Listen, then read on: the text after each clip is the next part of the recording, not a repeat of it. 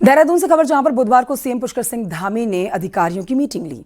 CM Dhami ने कहा कि 2027 हरिद्वार कुंभ का आयोजन दिव्य और भव्य तरीके से किया जाए। सीएम धामी ने निर्देश दिए हैं कि सभी स्थायी कार्य अक्टूबर 2026 तक हर हाल में पूरे कर लिए जाएं। घाटों का विस्तार, नए घाटों का निर्माण, पार्किंग, अस्थायी अस्पताल, शटल सेवा, आईटी बेस्ड सेवाएं और भीड़ नियंत्रण यानी कि क्राउड कंट्रोल जैसी सभी इंतजाम समय पर पूरे किए जाने चाहिए।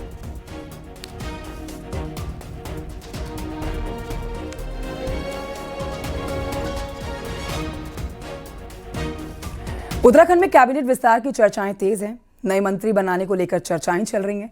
कैबिनेट विस्तार की खबर की चर्चाओं के बीच में मुख्यमंत्री धामी से एक के बाद एक विधायक मिल रहे हैं। इनकी तस्वीरें देखिए सामने आ रही है। कुछ विधायकों ने तो दिल्ली में जाकर गृह मंत्री अमित शाह के साथ भी मुलाकात की है। हालांकि इन मुलाकातों को ये विधायक और मुख्यमंत्री शिष्टाचार भेंट बता रहे हों, किंतु तस्वीरें कुछ और ही कह रही हैं।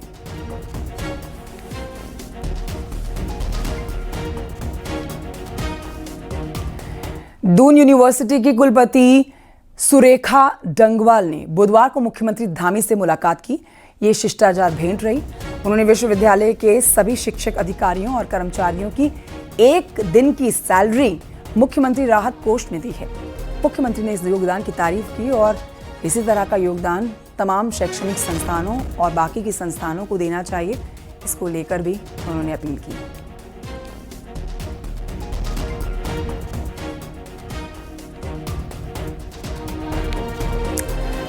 मोदी सरकार ने बड़ा फैसला लेते हुए जीएसटी में 12% और 28% का स्लैब खत्म कर दिया। अब 5% और 18% का ही स्लैब रहेगा। बड़ी राहत है ये देशवासियों के लिए।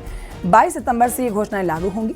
जीएसटी के लिए नई घोषणाओं पर सीएम धामी ने केंद्र सरकार का आभार जताते हुए कहा कि इस ऐतिहासिक निर्णय से न केवल आम नागरिकों को सीधी राहत मिलेगी, बल्कि मध्यम और लघु उद्योगों और छोटे व्यापारियों को भी नई शक्ति प्राप्त होगी।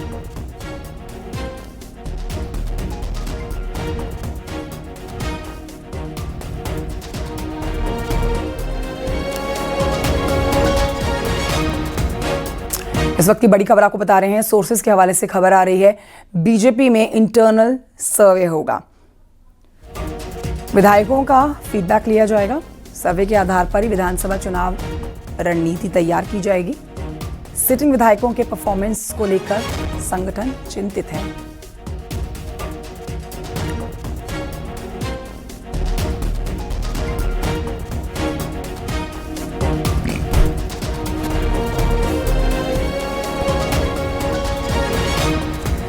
आयुर्वेदिक मेडिकल कॉलेजों की फीस के मामले में उत्तराखंड हाईकोर्ट ने बड़ा आदेश दिया।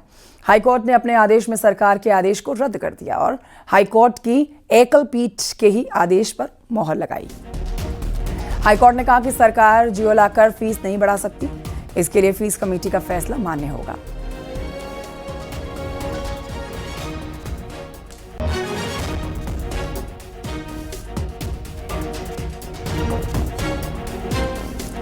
रुड़की के मंगलौर कोतवाली क्षेत्र का एक वीडियो सोशल मीडिया पर वायरल है, जिसमें एक युवक की ग्रामीण रस्सी बांधकर उसकी पिटाई कर रहे हैं। दरअसल जिस युवक की पिटाई की जा रही है उस पर चोरी का आरोप है।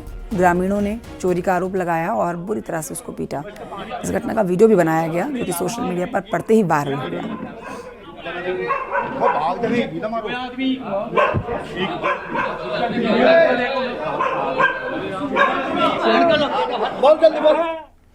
खबर रुड़की से है, जहां पर देर रात बिजली के पोल पर आग लग गई।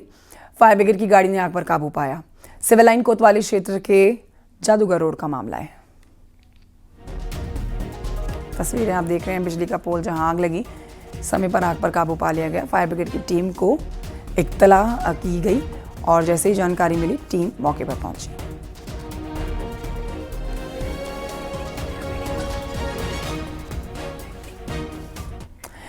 ऋषिकेश नगर निगम शहर में नए वेंडिंग जोन बनाने का प्लान तैयार किया जा रहा है।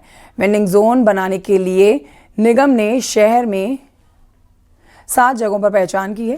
पहले चरण में निगम योगनगरी, आरटीओ ऑफिस, चंद्रभागा और एम्स ऋषिकेश के आसपास के वेंडिंग जोन बनाएगी। इसके बाद भैरव मंदिर, मालवीय नगर और पशु लोग के पास में वेंडिंग जोन बनाए जाएंगे।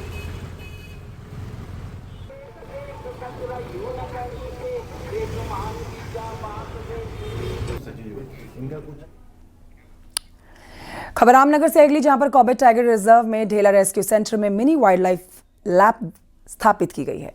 और देखिए, इस लैब के स्थापित करने के बाद कई फायदे होंगे। यहाँ पर एडवांस टेक्नोलॉजी मिलेगी, बाघ गुलदार हाथियों की जांच तुरंत हो सकेगी, वन्य जीव का इलाज यहाँ जल्द होगा, ये फायदा होगा। खून की जांच पहले दूसरे मेडिकल टेस्ट के लिए यहाँ पर सैंपल लेके IVRI बरेली या फिर WII देहरादून भेजने पड़ते थे, लेकिन अब इस लैब के खुलने के बाद सब इलाज और टेस्ट यहीं हो जाएंगे।